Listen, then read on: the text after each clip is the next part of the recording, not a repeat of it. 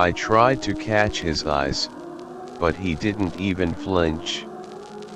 The flickering lights only revealed his dark silhouette, making it impossible to see any facial features.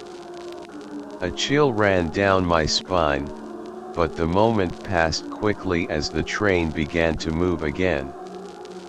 Outside, skeletal trees swayed like they were beckoning in the dark. I tried to laugh it off, convincing myself it was just exhaustion messing with my mind. I exhaled deeply as the train doors opened, but the unease stayed with me. I glanced at the strange man again, then looked away, trying to shake the creeping dread. I told myself he was probably drunk and had gotten on the wrong train. But he never moved. Even after several jerks of the train, he remained perfectly still. My heart was still pounding when I stepped off at the final stop. The bizarre vision slipped away like a bad dream, but the chill lingered in my bones. I reassured myself it was just fatigue. The next night, he was there again, same seat, same posture. This time, a few other half-asleep passengers were scattered across the car. A drunk young guy, shouting nonsense and gripping a water bottle, stumbled toward the man in the black suit. Suddenly, he hurled the bottle directly at him. The glass shattered with a loud crash, but something strange happened. The bottle barely touched the seat next to the man before it was flung back by some invisible force. It rolled across the floor and smashed near the window. No one had touched it. Everyone in the car stared, stunned, and horrified. My hands were drenched in sweat, trembling from the stench of alcohol and dread. I curled into my seat, and the passengers began filing out, all of them wide-eyed and shaken. I was no different.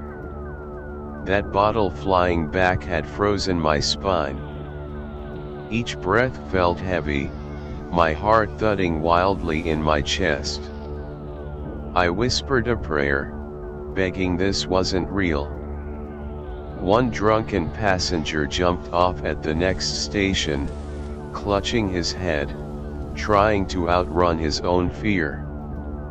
Everyone else quickly followed, leaving only me and the man in the black suit in the empty car. Silence settled in, broken only by the faint buzz of dying lights and the cold that wrapped around me like a nightmare I couldn't wake from. I told myself I had to stay calm, just wait for the next stop and get off, or I'd completely lose it. In the days that followed, I tried to return to my normal routine, but I couldn't stop thinking about his face, or rather, the absence of one. The man in the suit haunted my dreams. I'd wake up gasping, remembering him staring at me through the train's window, silent, still. Some nights, I'd catch his shadow in the reflection of the subway glass. But the moment I reached for my phone to take a photo, it would abruptly shut off as if someone didn't want me to capture him. Sleep deprived, I began to feel someone following me, always a few steps behind. I tried to act normal, but the dark circles under my eyes and the constant worry lines on my forehead betrayed me. I told a fellow nurse about it, but she just patted my shoulder and said I was overworked, that it was all just exhaustion-induced hallucinations. But my tears kept falling, and my prayers echoed unanswered in the void. My heart pounded so hard I thought it would burst.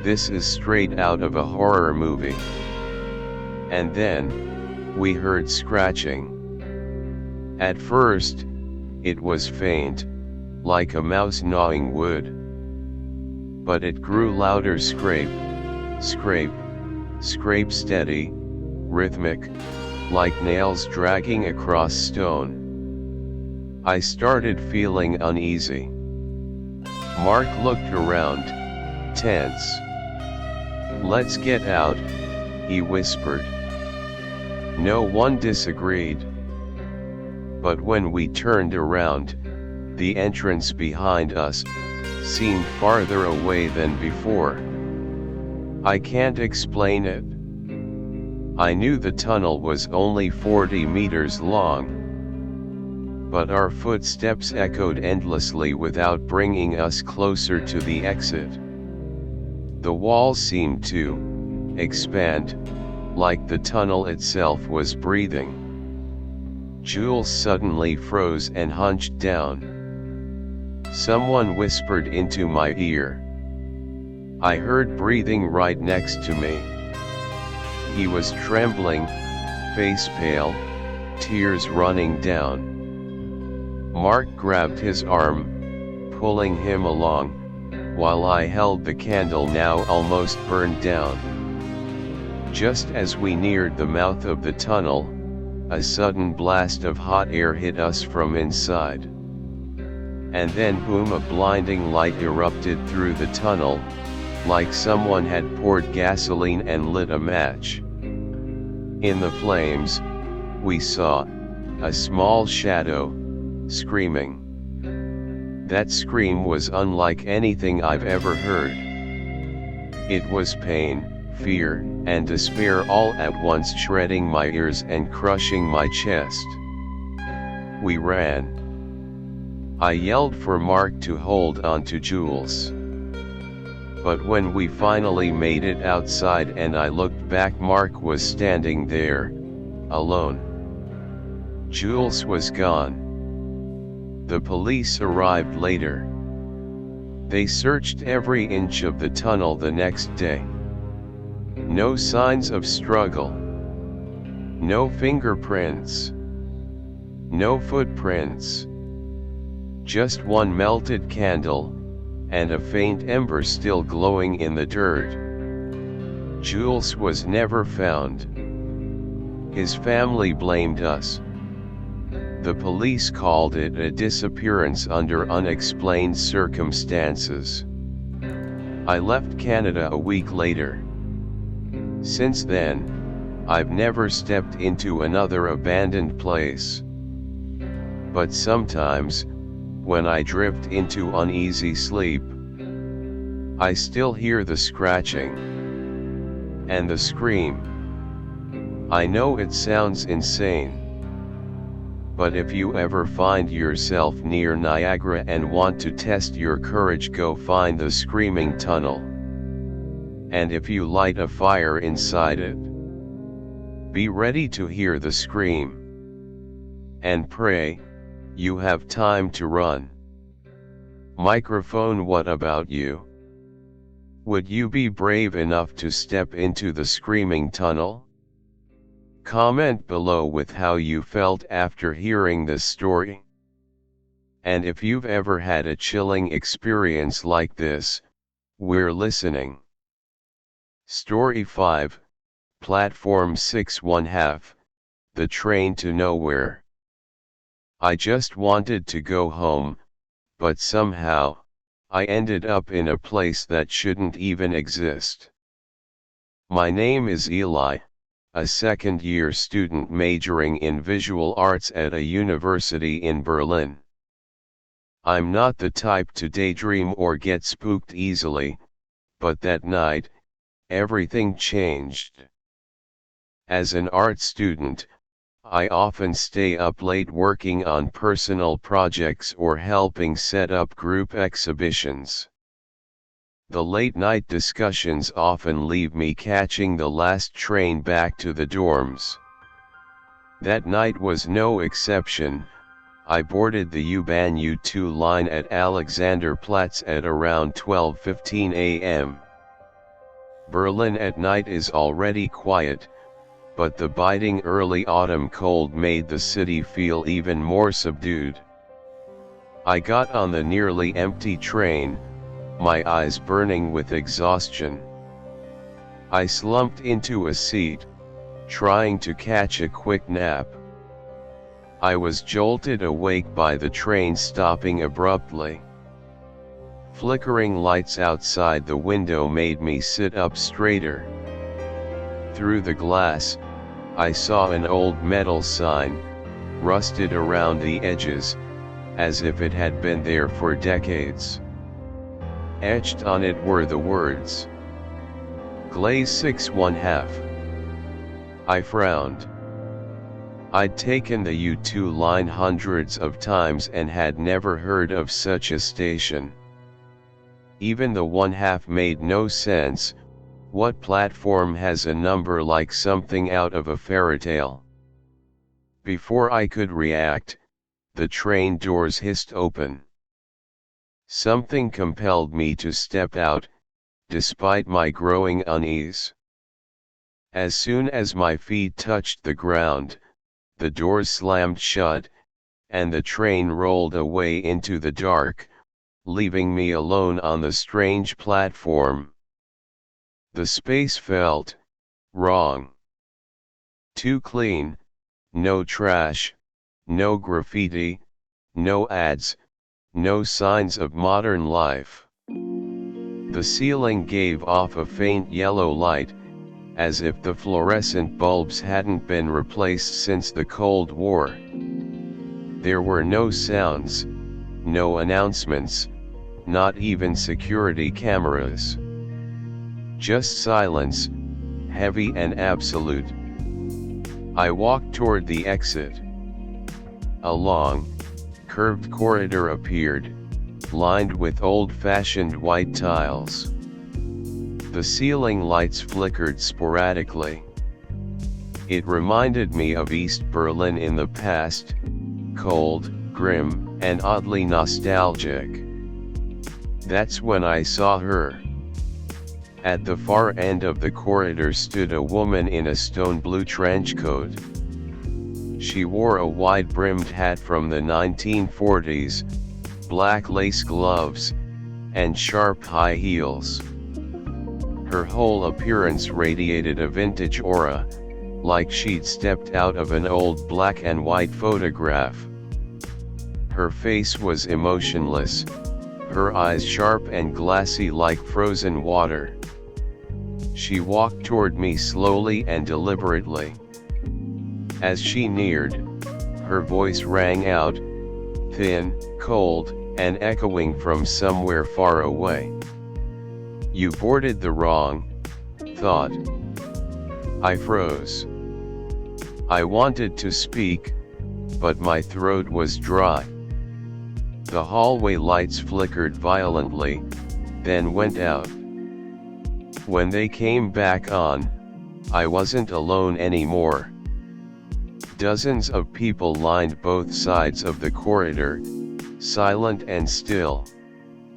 They wore clothing from various eras, some looked like soldiers from the World Wars, others punk rockers from the 80s, and even modern-day students. All were barefoot. And all were singing. A single, haunting melody repeated from every mouth. Heim. Heim. Heim. I didn't understand it at first, until I remembered, in German, Heim means home. But the tone was anything but comforting. It echoed like the cries of lost souls. I looked for the woman, she was gone. Panic took over. I rushed back to the platform, hoping another train might come, but it was now pitch black and deserted. Desperate, I jumped onto the tracks. My phone's flashlight wouldn't turn on. I groped forward, trusting only my instinct, running toward what I hoped was the way back. The song behind me grew louder, faster. They were following me. Heim. Heim. Heim. In the dim flicker of the tunnel lights, I saw figures drifting along the rails, their feet never touching the ground. Some glided past me, eyes wide open, mouth still singing, never blinking. I didn't dare look back.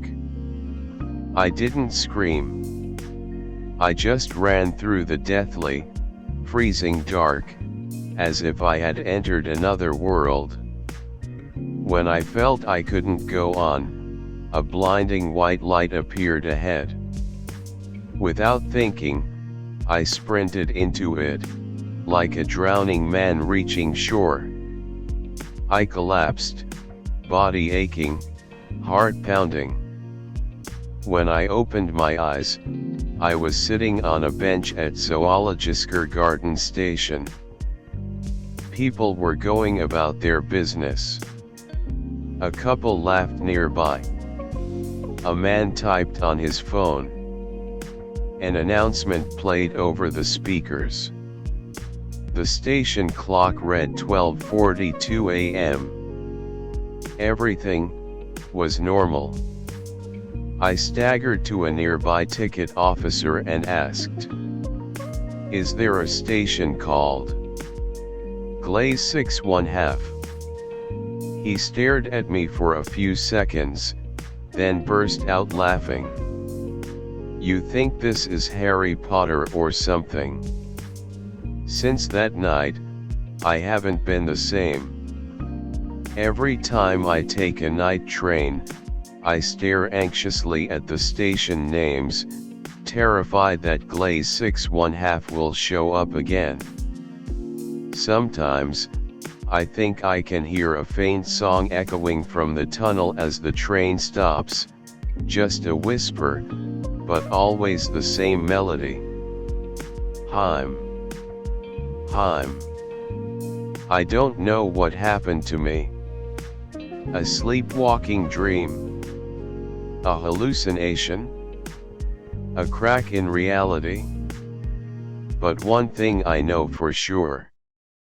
I never want to go back there again. Crossmark, would you dare ride the train alone at midnight? Headphone, let us know how you felt after hearing this story. Bell, don't forget to like, comment, and subscribe to Tales Nameless so you don't miss the next spine-chilling tale. Do you still think you're safe on those late-night trains? Think again. If any of the stories today gave you chills, leave a comment below. And don't forget to like, subscribe, and share Tales Nameless, where the truth is scarier than fiction.